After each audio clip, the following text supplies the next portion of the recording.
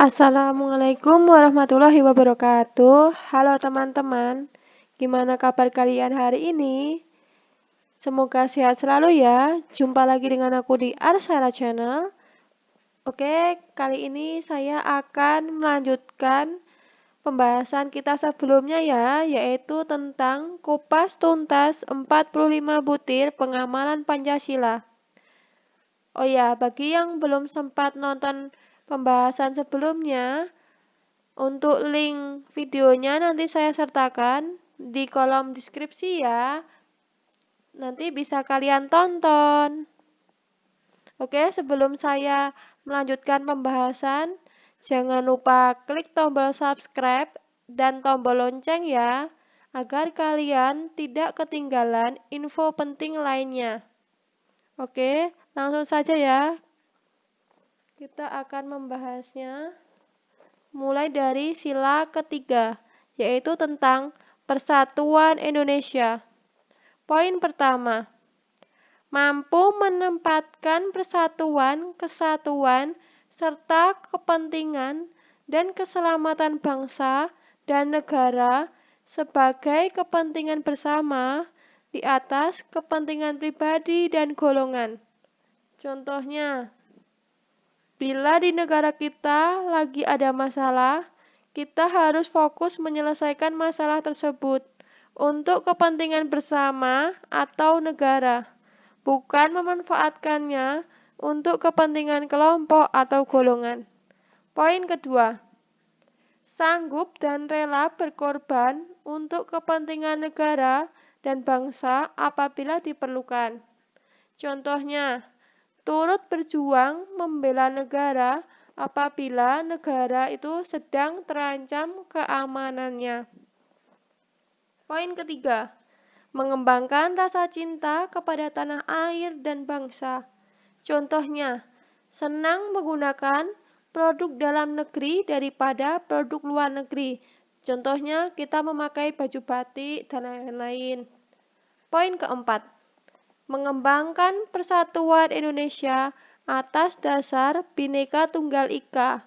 Contohnya, tidak membeda-bedakan antara suku, ras, agama, dan lain-lain.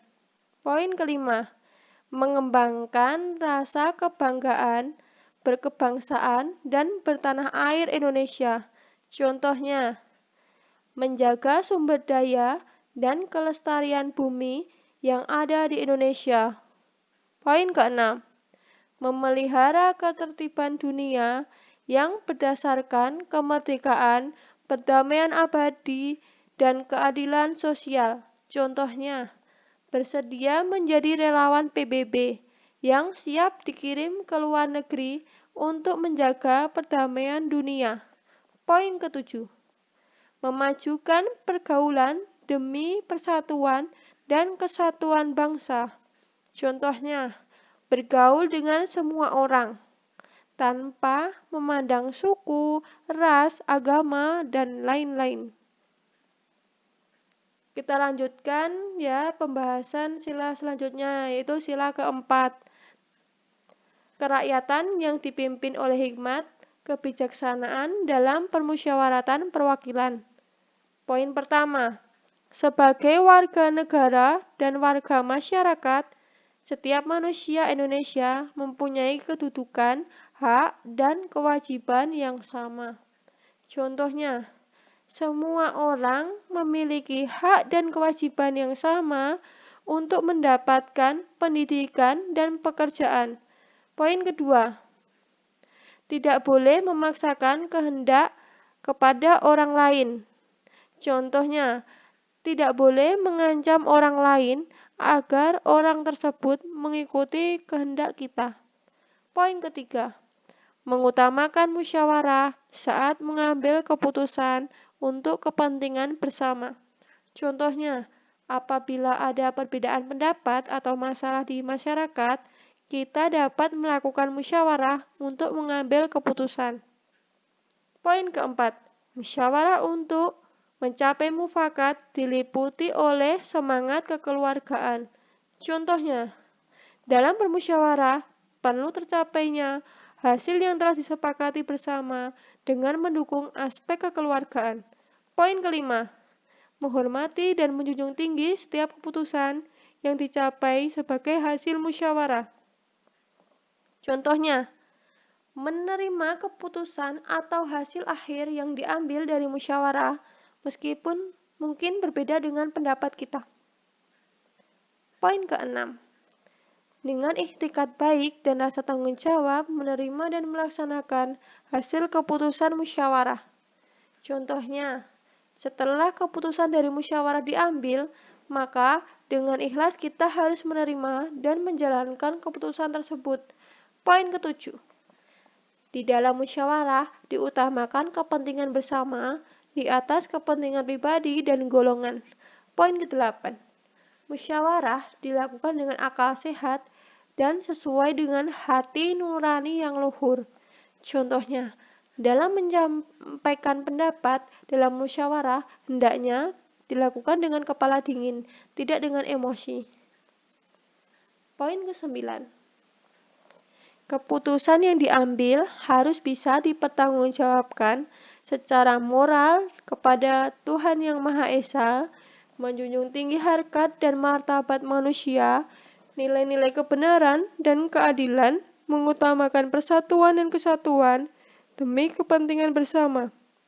Contohnya, pengambilan keputusan dalam musyawarah seharusnya disesuaikan dengan norma-norma yang berlaku.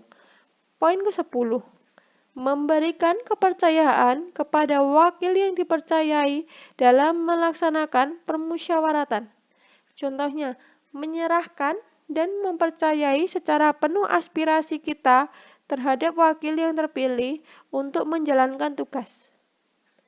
Selanjutnya kita akan membahas sila selanjutnya ya teman-teman.